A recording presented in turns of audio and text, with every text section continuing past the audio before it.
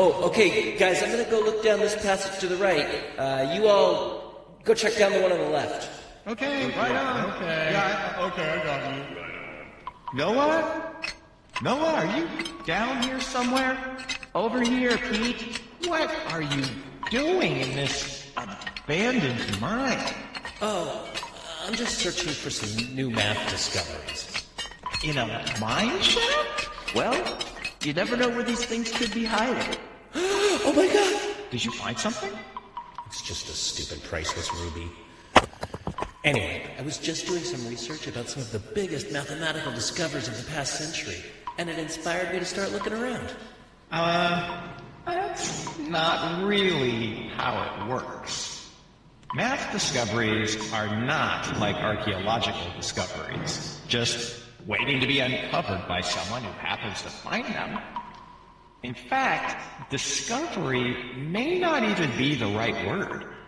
Many people, including mathematicians, feel that math isn't so much discovered as it is invented. Is that what you think too? Well, why don't we get the heck out of this mine shaft and discuss it in this episode of The Math Discovery versus Invention. All right. So I'm wondering if you can tell me a little bit about what was your inspiration for this episode? Oh, you're going to put me on the spot right away, huh? Well, my inspiration was that I was looking around Twitter one day and somebody had tweeted out the question, is math discovered or is it invented? And I thought that was such an interesting question that it seemed to me like it would make an interesting episode. Yeah, totally. So you said it's interesting. What interests you about it? What interests me about it is that something being discovered and something being invented are so clearly two different things. And like I started thinking about other things that are discovered and other things that are invented. And you would never really have to ask the question about most of those things. Like certain land masses were discovered. For example, the continent of Australia. You know, there really weren't people there until a certain point in history where somebody came along and discovered that that entire continent was there.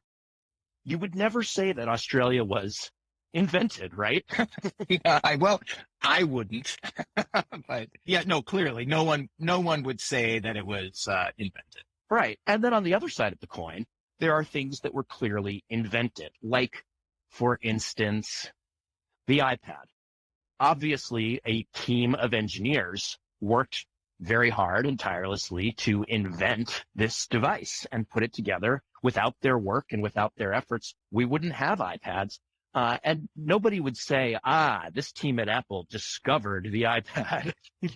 But to answer your question of what's interesting about this to me is that math falls into sort of a shadowy middle area where it's hard to define if it's an invention or if it's a discovery. Do you know what I mean?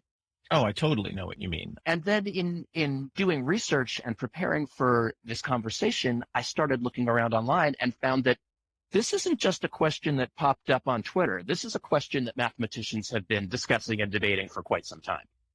Oh, for sure. It's definitely something that I have been wrestling with, at least recreationally, for several decades now. I have some very specific memories of sitting in my office, talking to my office mates about these exact kinds of questions. And I think a lot of this depends on the type of mathematician you are. It depends on your personal views about, just about life in general. What is your sort of cosmological outlook? Are you a religious person? All of these things play some role in how you might choose to answer this question. You know, it's funny, Pete, that you just brought up religion as part of this conversation, because I was talking with my sister-in-law yesterday, telling her about this episode. And I said that the main question we were going to tackle was math invented or discovered? And when she heard invented, automatically in her mind, she associated it with some sort of intelligent design. And I said, well, that's an interesting way to look at it, but that's not actually what I think we mean when we say, was it invented? We mean, was it a human invention or was it a human discovery?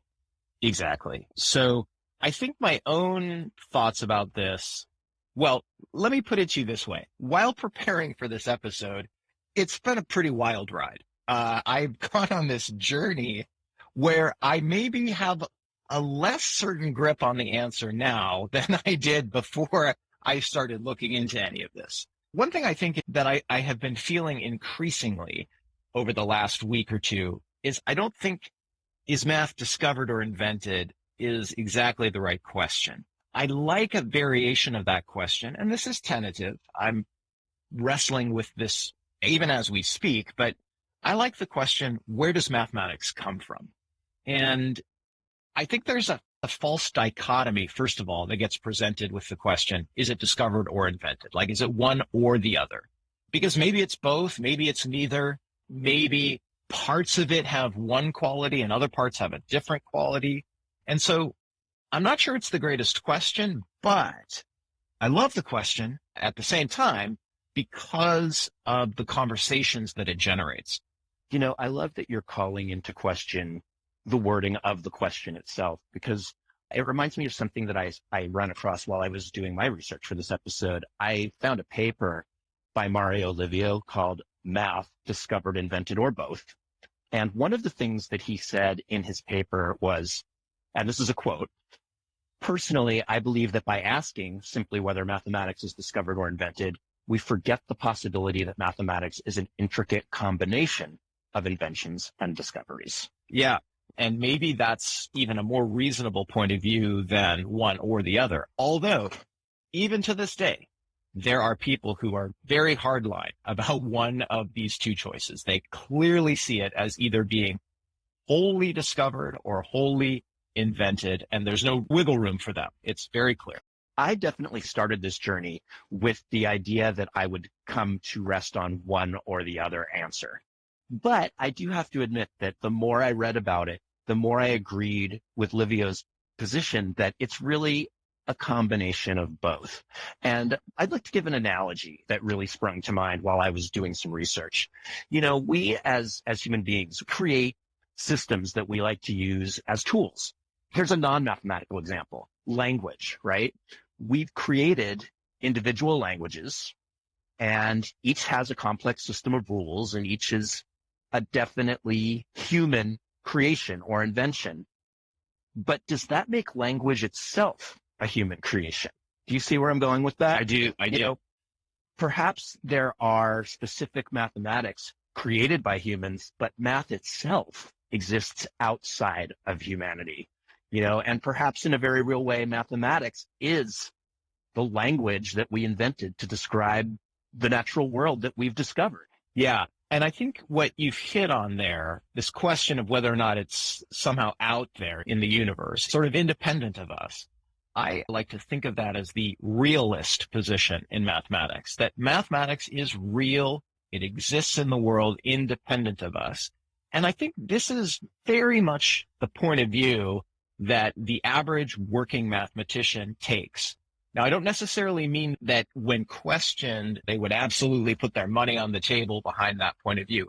But this is certainly when they are doing their work. When I was doing my work, when I was working towards my doctoral thesis, you know, it was clear to me that day to day I was acting as though absolutely mathematical objects are real. You know, as a topologist, I had many conversations that, say, focused on some object like locally compact Hausdorff spaces. Do I think locally compact Hausdorff spaces are real?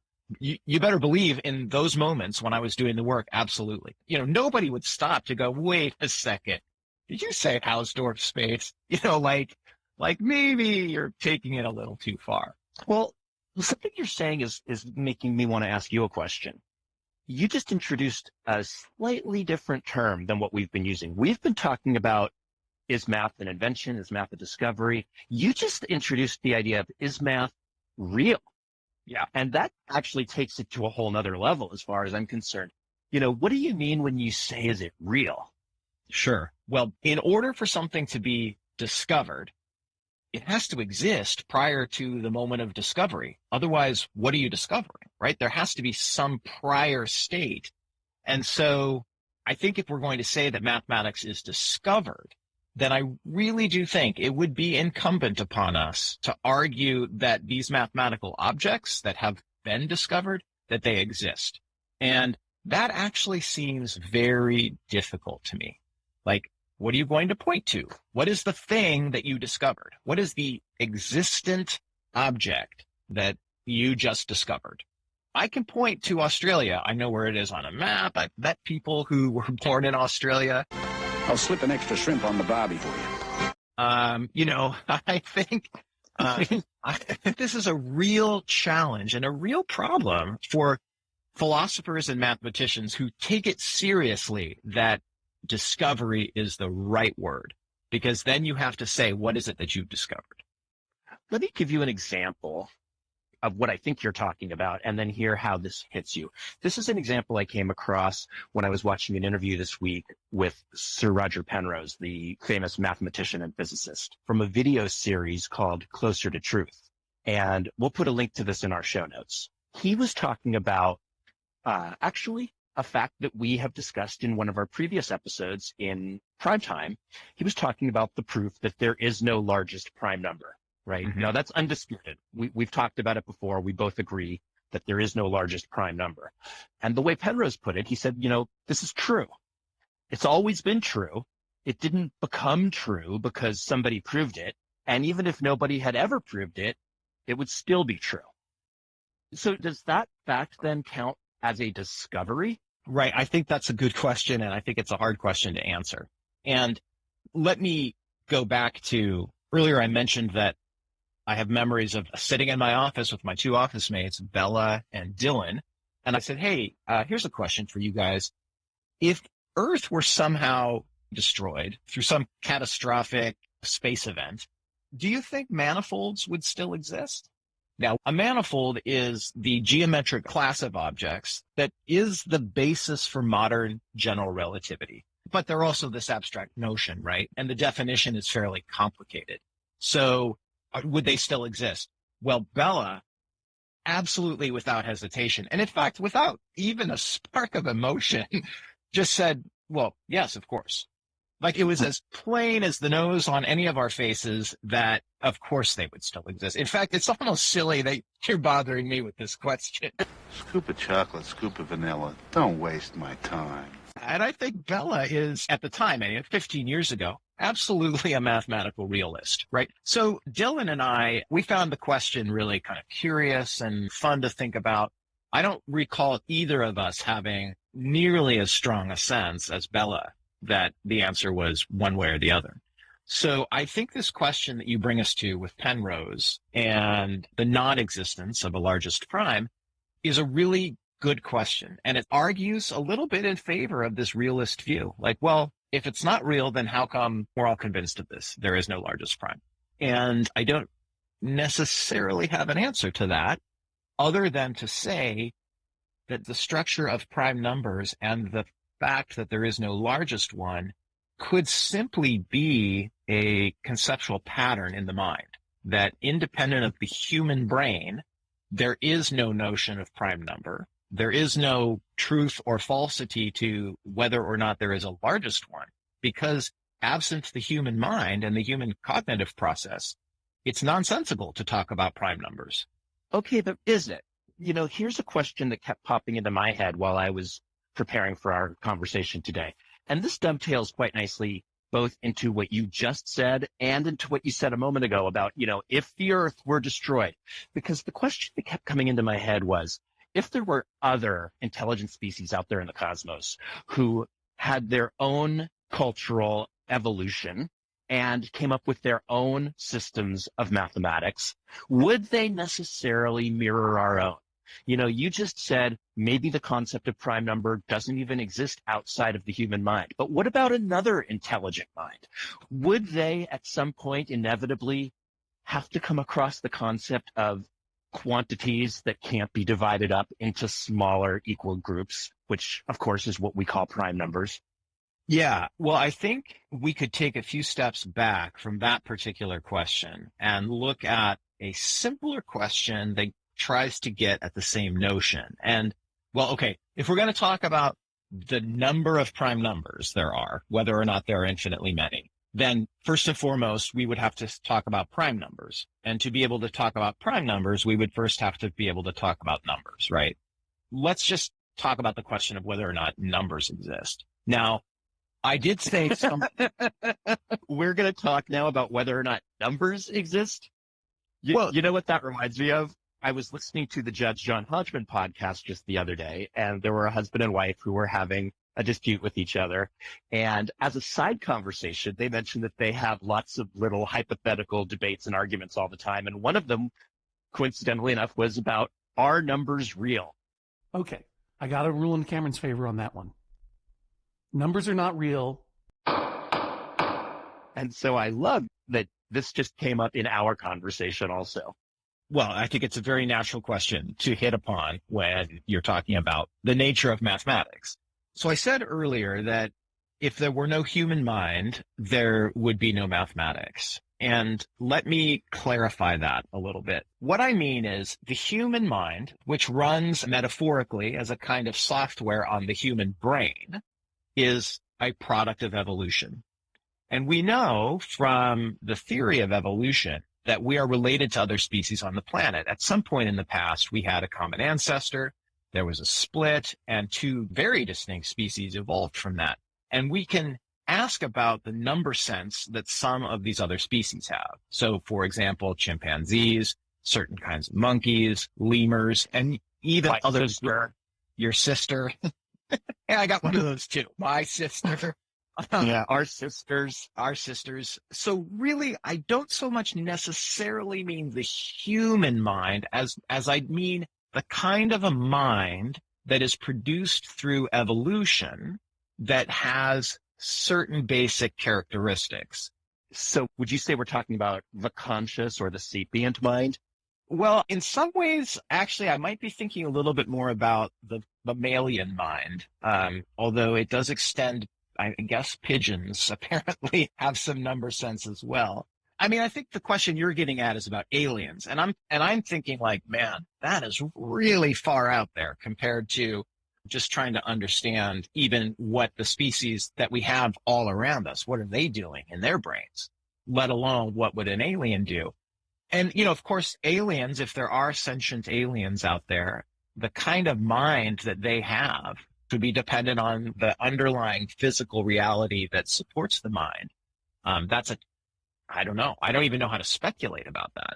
And so I think the fact that non-human animals can certainly perceive notions of emptiness, which is suggestive of the number zero. They can interact with small quantities of numbers. I mean, rhesus monkeys have been trained to do a kind of addition. If they're given a reward based on which of two quantities is bigger, they choose the bigger one. Now, what if you take one of those quantities and break it down into two sub-quantities that, when added together, would produce the number that should be compared against some other fixed quantity? They can take two distinct quantities, add them together in some way, we don't know how, and if that result of the addition is larger than the other quantity for comparison, they'll pick it. And when they're right, they get little treats. And they're good at this, like 90% accuracy. So there is reason to believe that other kinds of brains support mathematical reasoning. Whether or not aliens can do that, I have no idea. Right. And all of that doesn't really even address still the question of invention or discovery, does it? Because those other species could be doing the same things that we're doing. And when we look at what we're doing, we're still not totally clear on invention, discovery, a bit of both. Right. Is it both? Is it neither? Yeah, I think though that to me, humans and monkeys and stuff, like because we have these kind of brains, we can reason in certain ways. And maybe that's all we're doing when we think we've discovered something. Maybe all we're doing is our brain is able to produce a kind of reality for us that makes it seem that we have discovered things. And really all we're doing is what we're discovering isn't a disembodied prime number or a disembodied mathematical structure. What we're discovering is something that is resident in the mind, if that makes sense. So if there were no mind, there would be no prime number. That's really interesting that you would bring that up, because another idea that I came across in doing my research, this one came from Sir Michael Atiyah. He was actually doing a review of the book Conversations on Mind, Matter, and Mathematics.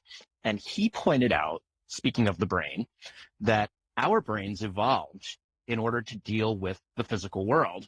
And so it shouldn't be too surprising that they've developed a language, mathematics, that is well suited to describing the physical world and the things that we see in it. So it could be that what we see in the physical world is the discovery, and that mathematics is the invention that we created to make sense of the discoveries that we encounter in the real or in the physical world. Yeah, exactly. And let me give another example that I like to think about. So, sometimes people will say things like, boy, we humans are really lucky that it's warm enough on Earth for us to survive, but not so warm that we just, spontaneously burst into flames. And what I want to say to that is, actually, the reason we're here, and it's not luck that the temperature is amenable to us, it's because this is what the temperature range is, and because we evolved on a planet that has this temperature range, that's why we are adapted to it. And this is very similar to mathematics. I, several years ago, was watching an interview, and a mathematician in a very similar vein said, boy, we're lucky that mathematics is hard enough to be interesting to us, but not so hard that we can't do it. And I think, again, it's not like we are plunged down in the middle of this disembodied mathematical reality, and boy, we're lucky. It's more like, of course that's how it is. Of course it's something that is hard enough to be interesting, but not so hard that we can't do it. Because otherwise we wouldn't be doing it, right? Right. And what you're talking around, but not actually giving the name to, is something I put down in my notes, which is that this is really a kind of a mathematical version of the anthropic principle. And the anthropic principle is precisely what you just described. The idea that, boy, we sure are lucky that we evolved on a planet with precisely the right conditions for us to be exactly the way we are. And this is sort of a mathematical version of that. I was looking at a paper from Derek Abbott that was called, coincidentally, Is Mathematics Invented or Discovered? And he pointed out that one bit of evidence that people who sort of lean towards discovery cite is fractals. That you see fractals in nature all the time, that you see the golden ratio in nature all the time, that these are mathematical concepts that you see kind of baked into the physical world. But of course, the counter to that is that there are tons of iterative equations that one could possibly construct. And if we focus only on the tiny little subset of those that result in beautiful fractal patterns, we've really only seduced ourselves into the idea that math must exist in nature. The word seduction is perfect. I was listening to an interview 2 or 3 nights ago with Andrew Wiles, and every time I listen to him talk about Fermat's last theorem, there is a seduction. And in fact, in the mid-90s, there was a Nova documentary done on him, and it's called Proof. And it's about his journey towards proving Fermat's last theorem. And here's what he says in that video. I wrote the quote down, and you tell me if you aren't seduced by this, okay? So here's what he says. Perhaps I could best describe my experience of doing mathematics in terms of entering a dark mansion. One goes into the first room, and it's dark, completely dark. One stumbles around, bumping into the furniture, and gradually you learn where each piece of furniture is. And finally, after 6 months or so, you find the light switch. You turn it on, and suddenly it's all illuminated. You can see exactly where you were. That is such a seductive metaphor. And when you are working in mathematics, when you are working toward proving something, this really is the kind of feeling that you have. And you don't feel like, I'm just thinking about some made up stuff. What you think is, I'm in this dark room fumbling for the light switch, and I just banged my shin on the coffee table, and it feels very real to you. I agree with you. In fact, that interview I was mentioning earlier provided a very similar metaphor. He talked about exploring in a cave with a flashlight and just being able to aim the flashlight at a very narrow part of the cave at any given time, that you could see, oh, this is what's right over here, and that's what's right over there, but you don't really get a sense of the entire layout of the cave at any one time. This is how you ended up in the mine shaft, isn't it? You've heard the cave exploration, and you're like, I'm going to the mines. I think that now that we've had a pretty rich discussion about this topic, I'd like to propose a little exercise, something that I'd like you and I to try. And I'm also going to encourage our listeners to try this along with us. Are you game? Yeah, sure. All right, here's my idea. This is our 8th episode. I would like to look back at our previous 7 topics, pause on recording for a moment, and divide these 7 topics into, are these more of an invention or more of a discovery, or do they fall more into the gray area in between? And I would like to encourage our listeners to pause their playback of this episode and do the same thing. So our 7 topics from our first 7 episodes are as follows. 0, the Pythagorean theorem, Newcomb's paradox, which you'll recall pits the expected utility principle against the dominance principle when trying to choose what to do on a game show, prime numbers, symmetry, as we explored in our episode on the Rubik's Cube, statistics, and infinity. So let's pause here for a moment and jot down where we think each of those concepts lands on the spectrum between discovery and invention. And then we'll come back in a few minutes and we'll see if we agree on these. Aye, aye, Captain.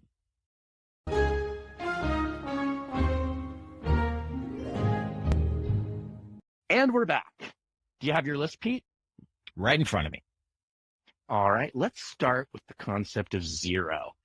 What did you think about that? Where do you think that falls on this continuum? I think it's neither, actually. That's interesting. I thought it was both. So I guess we couldn't be more opposite than that. Although, interestingly enough, I wonder if, in the end of the day, we're sort of thinking the same thing here. So why don't you tell me what you mean by it's both? Well, when I think of the concept of nothingness, the quantity of none, I don't think that human beings invented that quantity. I think that's something that you can discover, that it exists in nature. Quantities exist, and one such quantity would be the quantity of none, the quantity of 0. So I think in that way, 0 is a discovery. But then I think there are things that we have certainly invented to do with 0. Like in our notation system for writing numbers, we use 0 as a placeholder to show, for example, in the number 506, that there are 0 tens. And I think that is very much a human invention. It's not necessarily true to me that any intelligence out there that came up with their own system of math would necessarily use 0 as a placeholder that way. So I think in that case, we've invented a use for it. Yeah, right. So the reason I say it's neither is because I don't think either of the words invention or discovery, I don't think either of those are the right words. I think it's more accurate to say that the concept of 0 resulted from a slow dawning realization that nothingness can be represented by a number, right? This is a sense that, first of all, there's no reason why we couldn't conceive of a numerical representation of nothingness. And in fact, as you just mentioned, the concept of 0 and the ways that it can be used is incredibly useful to us. But I don't so much, discovery, again, makes it sound like there's something out in the world that we found. And I think it's more that we abstracted this from a notion of nothingness. But I also don't think it was so much invented as like, today I invented 0. I think that's more like this realization, this accumulation of experience and thought and many, many years that people began to realize this could be a number. So maybe I'm saying the same thing as you are, that it's both, but it feels like it's not really either. It's a different word. When we use words like making or creating or composing or writing, something that's very much of that creative nature, that's a little bit more the kind of word that I want to use. Although invention certainly can be creative. That sounds to me more like, I was tinkering out in the workshop and here's what I built. And I don't think that's what happened with zero. Right, sure. Okay, well, let's look at our second topic. Let's look at Pythagorean theorem, the concept of side lengths in a right triangle. Did you decide that that was something that was more of a discovery or more of an invention or something else? Yeah, I think that's more of a kind of discovery, but again, not a kind that is out there in the universe, more the kind that we observed patterns and our mind generated this relationship that we are able to back up with what we call a proof. So I would say that was a discovered relationship that we then figured out how to support with proof. I put the Pythagorean theorem squarely between invention and discovery because there are parts of it that seem like one and parts that seem like the other. The actual relationship between the side lengths of a right triangle, where a squared plus b squared equals c squared. Nobody invented that relationship. It wasn't decided upon and, let's take a vote. Okay, everyone think that a squared plus b squared should equal c squared? Say aye. Aye! But it was discovered. However, the written theorem itself, a squared plus b squared equals c squared, that's clearly a human invention because it uses notation that is a human construct. Mm-hmm. Yeah. Yep. So how did you feel about Newcomb's paradox, about the expected utility principle, the dominance principle, and the idea of using one of those to help answer the question of what box you should take? Yeah, I think this paradox feels to me very much like both discovery and invention. So discovery in the sense that I imagine Newcomb, and I'm projecting here because I don't know the actual history of this, but I can imagine Newcomb looking to create a paradoxical scenario in which two known approaches to game theory, the dominance principle and the utility principle, would be at odds with each other. And so I can imagine saying, all right, here's what I'm trying to find. I want an example where it's not clear which approach to use because they give you opposite outcomes. And then while laboring over that, searching his mind, searching the literature and other examples, maybe through conversation with others, he stumbled upon this particular example. And he probably invented the story to go with it, the story of a predictive being that is almost never wrong. And lo and behold, the two were brought together and we have Newcomb's paradox. Right. I feel very similarly to you on this one. I did put it more squarely in the invention side than the discovery side because clearly to me the entire puzzle seems like something that Newcomb invented. This puzzle doesn't just exist in nature and he stumbled across it and found it. But I can also see what you mean about aspects of this being discovery as well. Well, yeah, the question, can I find an example in which the dominance principle and the expected utility principle are at odds with each other? And then to produce that example, I don't know. It feels like a discovery, but I can see why you might characterize it as an invention as well. All right. So we already talked a bit about prime numbers earlier in the episode. This one for me just seemed so clear cut. It was 100% discovery, but I feel like I'm about to get schooled. So what did you say? No, you're not going to get schooled. My feelings on this are very similar to my feelings about the Pythagorean theorem or the existence of Pythagorean triples, that there is an amount of discovery involved, certainly, probably fueled by experience and a lot of experimentation, noting that, geez, I can always find bigger prime numbers. Now, the Greeks had a particularly rigorous approach to mathematics, and they really set mathematics on a particular kind of course where rigorous proof was part and parcel of the operation, and that persists to this day. If there was an invention, maybe it was the invention of the argument, that the proof itself that actually completes the demonstration. But again, what's being discovered here, in my mind, is less about these disembodied quantities floating around in some realm and more products of the axiomatic system that we have adopted. That once you put the rules in motion, then certain consequences are there for you to discover. I see what you're saying. Yeah. All right. What about the idea of symmetries? Do you think symmetries are something that was a human construct or that is more of a discovery? I think it's very similar to zero. My feelings are that we observed it in the world And over time, we abstracted it and began to work with it as though it were a concept independent of the objects to which it applies. I put symmetry more in the discovery column, just because it seems like that's something that you would look at and maybe give a name to or a definition to, but not so much create, you know? Yeah. Yep. Although it did occur to me that the human mind might be particularly evolved to recognize and notice symmetries in a way that perhaps other intelligences would not. So it's entirely possible to me that there might be other intelligences out there developing their own systems of math that would never even think of the idea of a symmetry, because maybe that's just a difference between our physiology and theirs, or our brain and theirs, or something. But I do think that as far as humans looking at symmetry, it was a discovery. And then a discovery, like you said, on which other inventions were then kind of piled on. Yep. Yeah.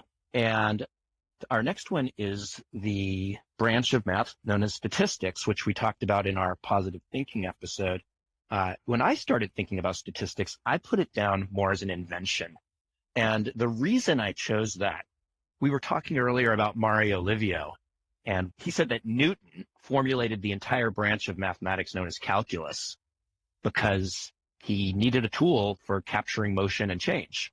I don't actually know, as well as you probably do, what the history of the development of statistics is, but it struck me as probably a very similar or parallel evolution. I would assume that statistics was invented to address a certain problem or type of problem.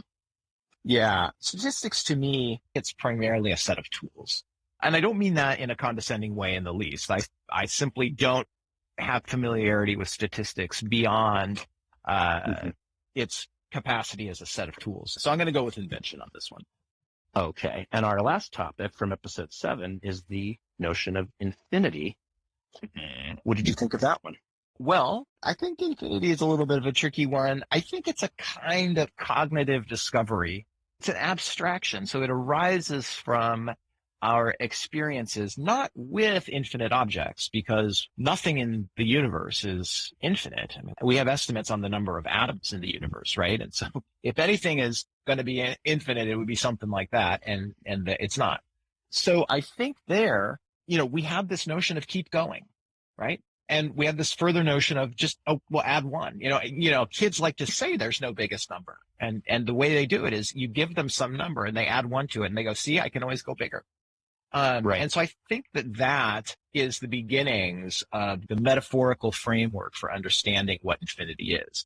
Now, mathematicians have taken it way beyond that. It gets the status of an existent object, and then you poke at it and you ask questions about it and you take it in wild directions. So that's the best answer I've got right now. And all of that is to say that you're putting it more as a discovery than an invention? Is that what you said? Yeah. It's funny, Pete, because I came to the opposite conclusion than you did, but I used as part of my reasoning some of the same reasoning that you used. I came out on the side of invention precisely because infinity does not exist in nature. You can't actually have an infinite number of anything or an infinite amount of anything. And so how could we say that we've discovered something that can't actually exist? And even if you look at it as an abstract concept, well, an abstract concept needs a mind to think it up. And so I really do think that for the same reasons that you stated that infinity is a discovery, I'm going to say I think it's a human invention. Yeah, well, and this is what I think. You just kind of helped me crystallize this.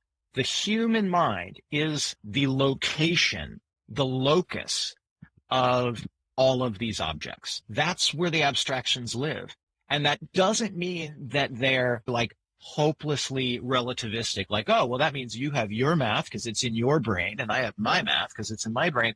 But that's not the way the human brain works. The human brain and the mind that resides in it, there are shared qualities. All of us humans have the kind of brain that has evolved through this process of human evolution. So of course our minds work in similar ways. And so I think that through conversation, through debate and argument, through sharing of knowledge, through mutual questioning, we come to this shared understanding supported by the structure of the human mind that allows us to say mathematics exists, not out in the spiral nebulae of the universe, but in our minds, in this shared kind of consciousness that we have.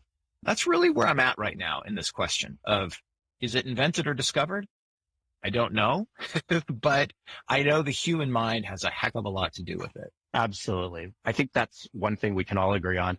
Well, Pete, as always, this has been a really enlightening conversation on a super interesting topic.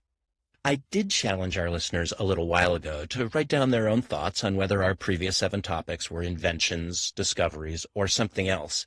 And if you'd like to share those thoughts with us, we've created a Google form where you can let us know your thinking.